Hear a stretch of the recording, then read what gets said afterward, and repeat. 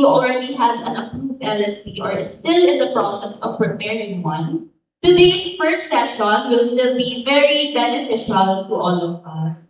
So it will help us appreciate how local shelter planning complements the comprehensive land use plan, ensuring that our housing needs are not only identified, but also strategically addressed through sound planning.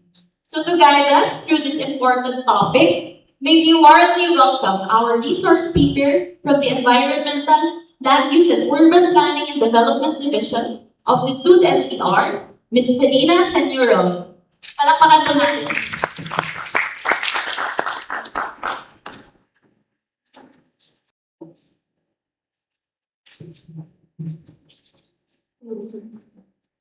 Hello, good morning. Good morning po. So parang nakahati po yung ano natin. So, kanina tinanong ni Casey kung sino yung mga may updated na LSP. Meron dito, and proud ako sabihin kasi mainit-init pa. Si QC parang this week lang po na na-approve yung LSP. And we hope na madagdagan po yung mga LGUs na magkaroon ng updated na local shelter plan. Okay? So, sa review po kanina, kahapon, ang na-discuss na natin related sa land use plan, frameworks, and then pati sa HRED. Na-info overload po ba tayo kahapon? Hindi naman. Kaya pa mag-break. Ayan. Kasi nakapagpahinga naman tayo,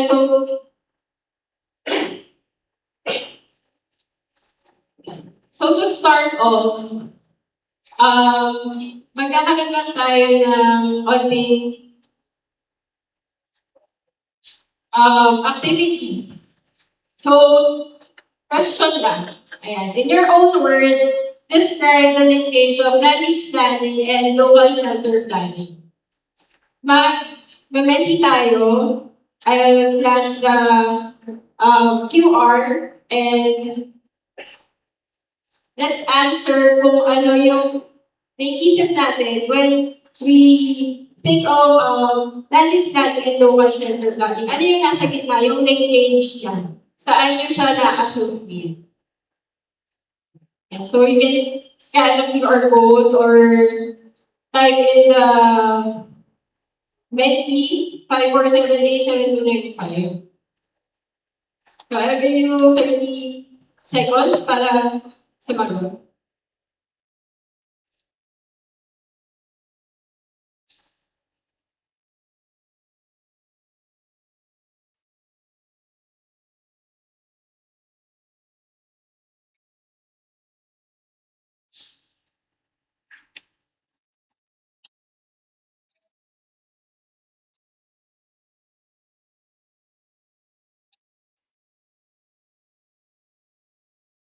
Yan.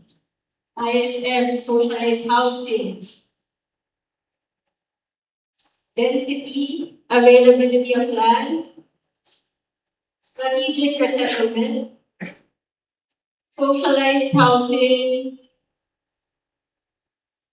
Location.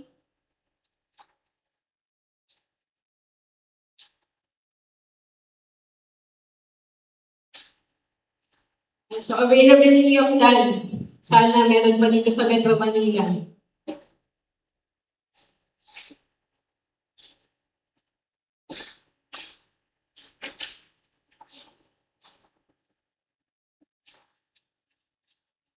Land inventory. Okay. Yeah. So, yung mga nilalagay natin dito, I hope matangin ko siya sa presentation ko. Socialized housing, informal settlements, and I'll try to trace in na ano yung role nyo as LGUs in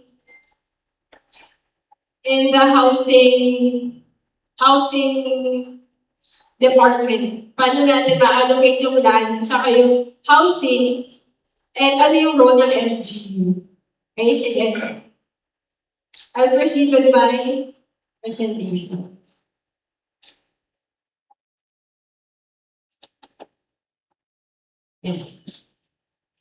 So to discuss, ano nga ba, bakit natin i-merge yung LSP sa yung formulation?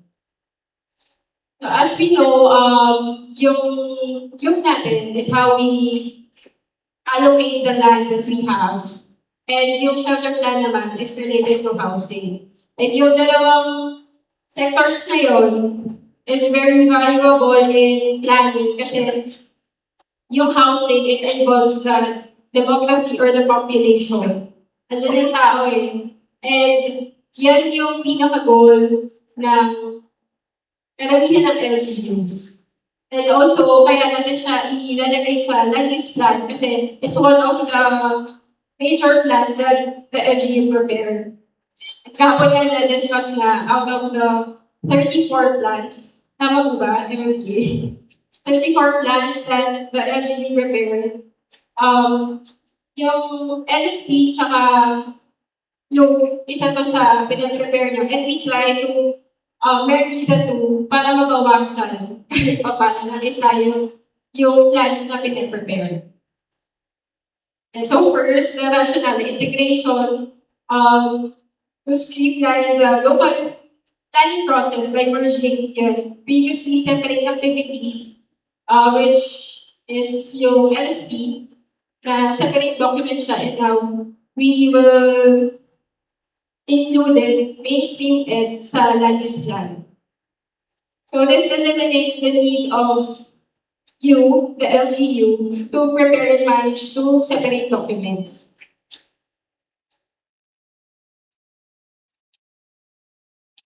And then next is integrating yung housing into the blue process. Later, I'll show na 5 or 6 steps dun sa land use plan. We have to incorporate the shelter plan. So integrating housing into the blue process to ensure that potential settlements areas subjected to SIDRA before sites are finalized. So we have to remember yung look natin, may SIDRA lens na siya.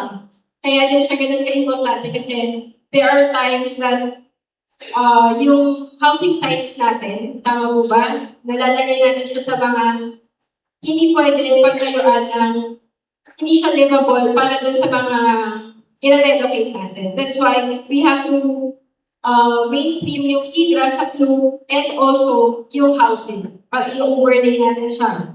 Para makita natin saan pa yung mga suitable sites for housing. And then next is integration provides a spatial perspective to shelter planning. So given na si Clue is yung spatial aspect ng major plans, and then yung delegate naman nito is the CTP, which involves the programs and the projects. So ito sa Clue, it's more of the spatial context kung saan natin pwedeng ilagay. Kung meron pa ba na available land sa Metro Manila. Meron pa po ba? Wala na. Pero, yun, that's why we consider Metro Manila na very dense, densely populated. That's why yung pag-utilize natin sa land, kailangan nakaplano siya ng maayos. Kasi if not, hindi natin ma-allocate yung land ng maayos, hindi natin mabibigyan ng proper or decent housing yung citizens natin. Okay, so,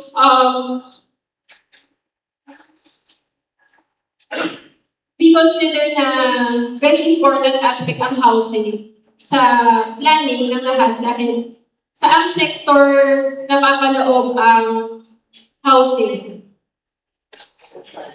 sa social. Okay? And we consider that a very broad na sector kasi hindi lang naman siya housing. We have education, yung demography sasama na din natin, and then education, health, isang aspect lang si housing ng social sector. Pero malamig bagay din siya.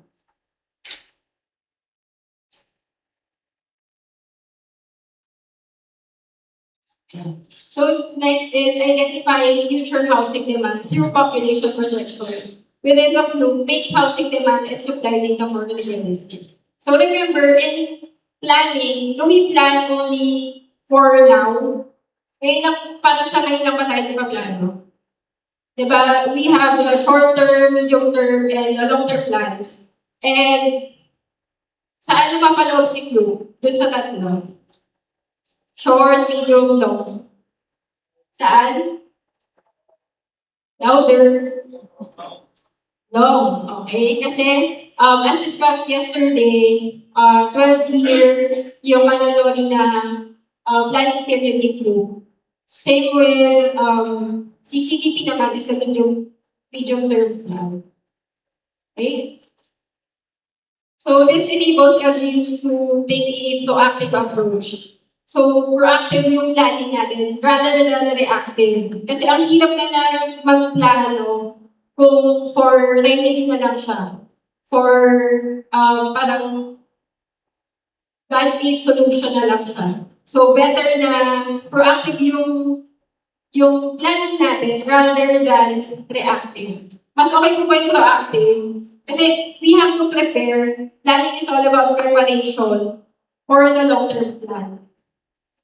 Okay, and then next is integrated plan facilitates a seamless transition of housing strategies into the CDP and LEIP. So bakit nga ba tayo nagkakaroon ng workshop sa MSP natin? Kasi we intend na mabudgetan to. Tama po ba? Kasi every year naman you have your budget and lagi yan na nasa list ang housing. Tama po ba? Hindi imposibleng mawala ang housing sa kailangan budgetan for the whole year. Hindi na whole year. We have to plan it for a longer period kasi we have to remember na yung population natin, lumiliit pa siya or lumalaki.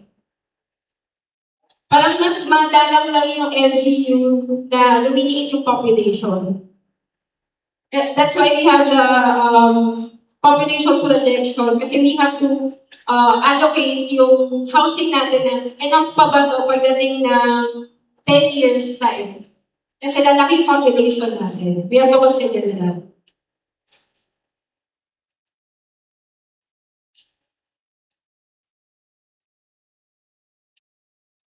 And so this integrated approach fulfills the mandates of the ODHA and the Department Order 2022-05, which I will discuss further. So that's the mainstreaming of the local shelter plan into the comprehensive land use plan.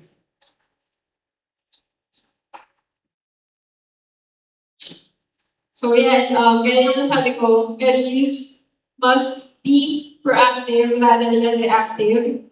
And the importance of giving a spatial perspective, yun yung naabot ng comprehensive land use plan, where growth is heading, na hindi para diverse relationship, hindi naman lumalaki yung land natin. Yun at yun pa rin, minsan nga umuunti pa, pero yung population na meron yung city natin, lumalaki. So, inverse proportion siya. Kaya kailangan ma-maintain natin yung pag-allocate natin ng land. So, if we properly allocate the land, it allows yung infra, social services, and jobs na ma-provide dun sa i-relocate natin and sa iba pang aspect ng demography natin. Kasi kadalasan, di ba, yun yung reklamo ng mga nire-relocate.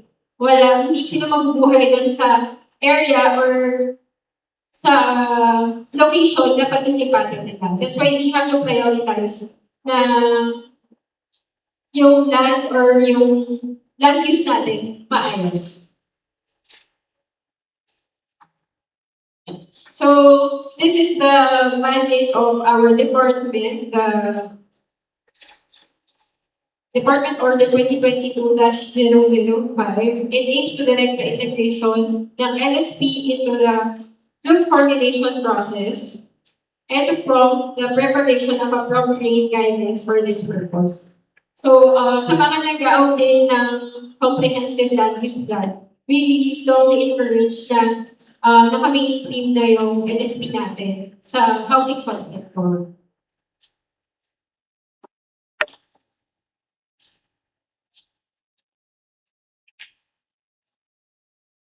So, ito yung mga stages ng or process ng pag-integrate ng local shelter plan into the comprehensive land use plan. So, first is computing the LSP components. Ito yung data gathering natin. It will be essential in the formulation of the housing database.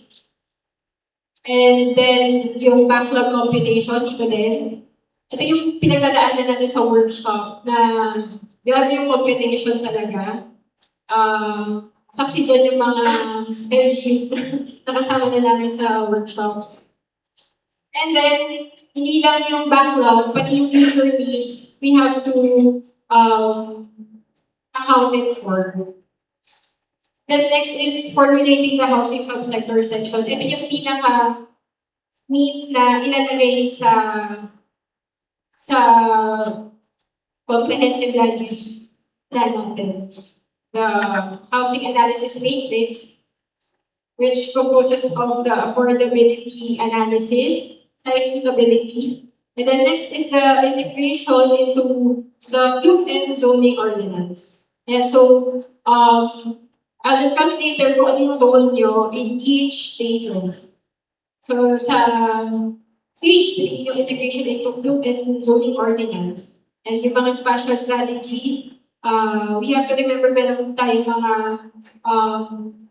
housing, socialized housing na overlay or yung mga socialized housing areas natin, we have to put it in maps. And isa-strategize din natin kung saan pa pwede magkaroon ng mga housing projects. And then also sa zoning ordinance. And then, ito yung madalas na nakakaligtaan or hindi na-implement na maayos yan. Yung implementation and monitoring. Parang once na magawa na yung plan, okay, hindi na natin natatrack kung kamusta na ba, ano na ba yung progress nito, na-implement pa natin ng maayos. Kasi, you have to remember, itong last part, yan yung magiging data natin in the next planning cycle. So, after nitong, sabihin natin planning period yun for 12 years, yung data from the implementation and monitoring, yun yung gagamitin natin for the next planning period. So, as we can see, in charge dito si Local Housing Board or Local Housing Office. And so, alam din natin ng budget sa CPP, LTIP, and AIP. And also, yung project monitoring and reporting system natin. At kung may kanya-kanyang monitoring system ang mga LGUs, we just have to use it. Gamitin naman natin yung monitoring system natin kasi sayang naman. Okay, so first, computing the LSP components. Sino makakapagsabi kung ano yung kabuuan nitong tatlo in 2 words? Anong tawag dyan sa tatlo na yan? Sino may mga taga-housing office? What do we call homeless household, plus double-up households, plus displaced households? Ano pong tawag natin dyan? 2 words. O sige, isang word na lang.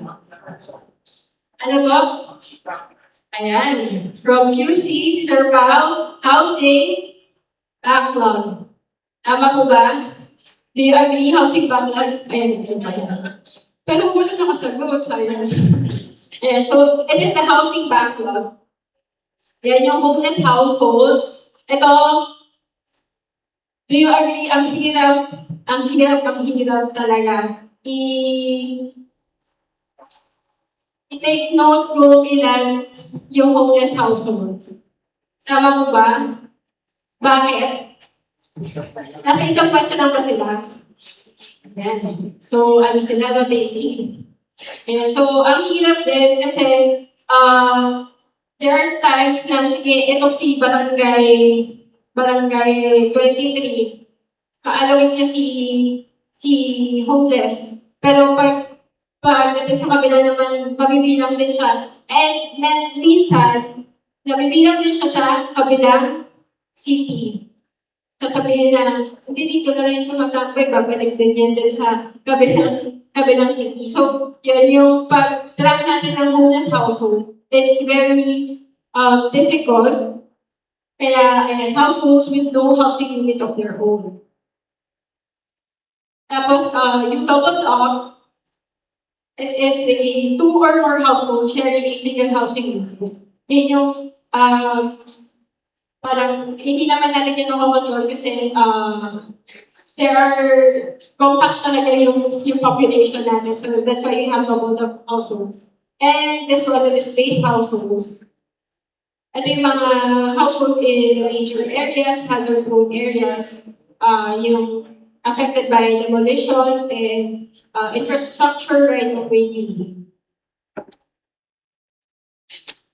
Usually these households, it will be further discussed by the next speaker, paano siya, the public housing settlements kasi sila yung in charge in implementation dito sa mga displaced households, together with the NHA. And so next is formulating the housing subsector. So this three, yun yung assessment natin na we have to compute for the shelter needs. Dahil this is, pwedeng ipagkano natin na ilan yung kakailanganin na housing for the next planning period. And tandaan natin, shelter plan, is it for the ISF only? Is it for the informal settlements only? Yun. So yun yung madalas na misconception kasi we have to plan for the informal and the formal sectors. Okay? Hindi lang siya solely naka-focus sa informal settlements. And then next is housing affordability. Yung kakayanan ng tao na mag-purchase or mag-purchase ng titirhan. Yung kakayanan lang nila na allocated ng budget nila, and it depends on the kung saan siyang sector na napapanood. And then lastly, yung resources for shelter. Ito yung kakayanan ng LGU na makapag-produce ng resources para supportahan yung housing needs natin. So yan, that's why during the shelter planning workshops, we invite offices from the assessors and engineering from different sectors, from different offices, kasi yan, may involved siya na land budget, manpower, sa infrastructure. So, basically, ang pinaka-importante dito is yung database na meron tayo. Kailangan ng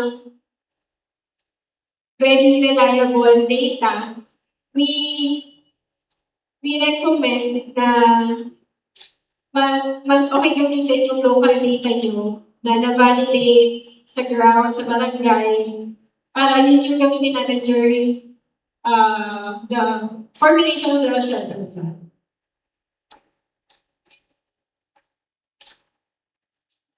And then next is integration into the group and zoning ordinance.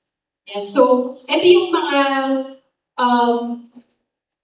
stages sa comprehensive land use plan kung saan mapapaloob yung pwede natin i-mainstream yung local shelter plan.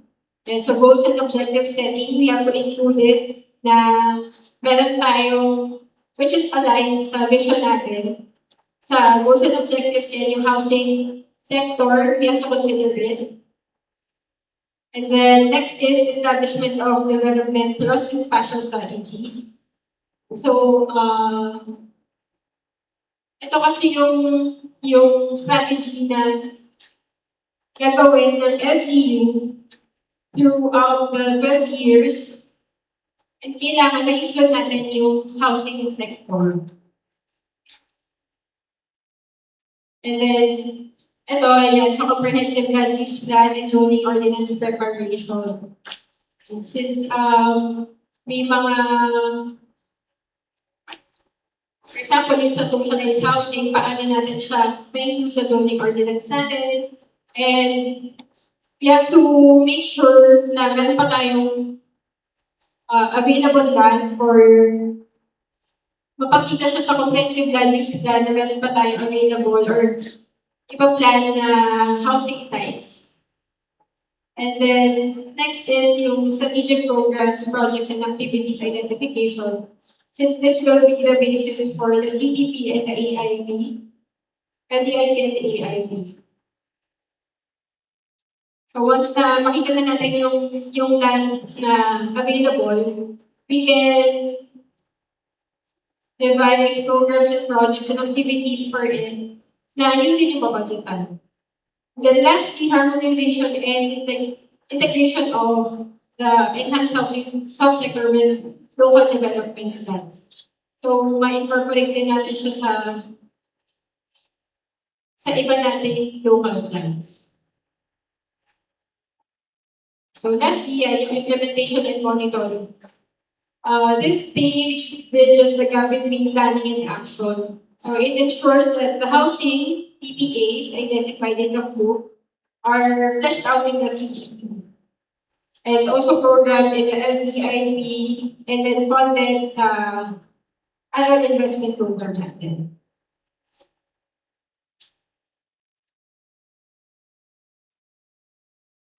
So yung mga na-identify natin from stage 3 na mga PPAs, dito na natin siya babudgetan.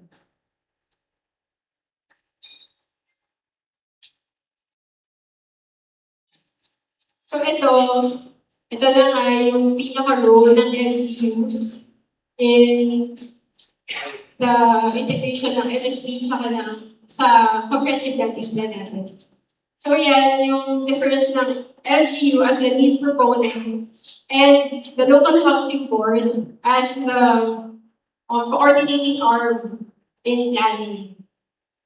So yan, primary responsibility ng LGU, collection of data, and si LGU, siya yung nagagaling ng housing needs, data, and computation of the housing backlog. While si NHB or the local housing board, sila yung nakikipag-coordinate sa renovation activities across LGU offices and national agencies. Tapos next is the LGU applies HIDRA and siting criteria to keep sites safe and livable. So as I mentioned earlier, yung housing plan natin or shelter plan natin is comprises of different offices.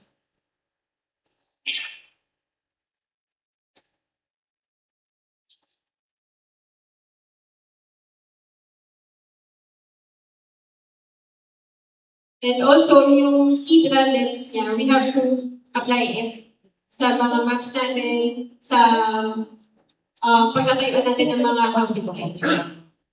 Then next, goal ng LGU, yung paggawa ng blue and zoning ordinance, and also the city.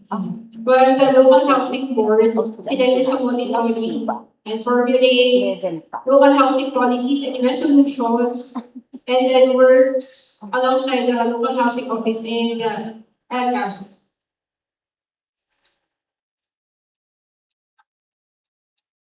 Kasi yung proliferation ng squatting techniques, we have to attend to it na yun naman yung task ni local housing board.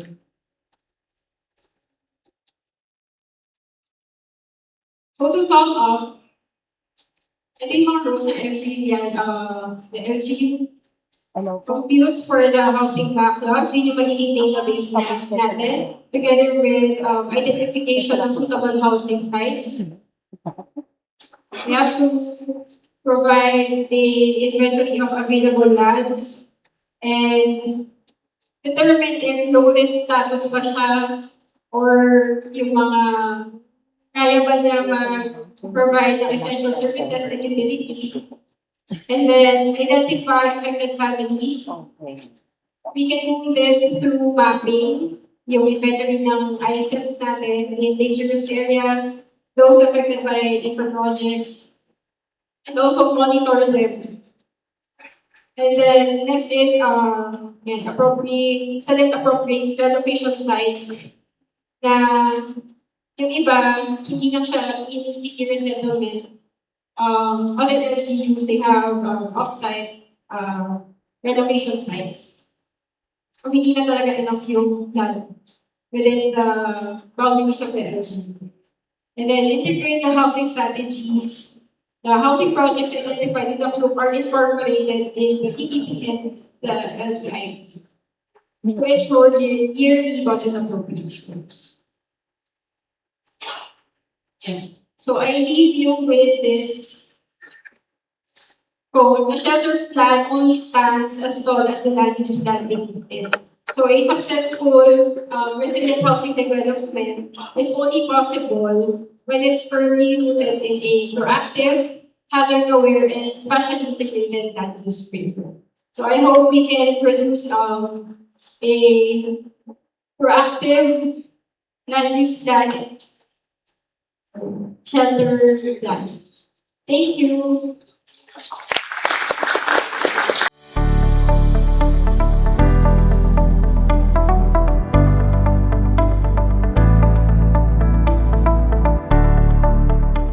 So to answer this question, according to PSA, yung definition kasi ng double up, it pertains dun sa sharing of food nila. So hindi siya automatically na yung sa preference ng family, ng household. So it really depends dun sa sharing of food and sa isang physical na kabahayan. So, hindi siya automatically considered as double up housing.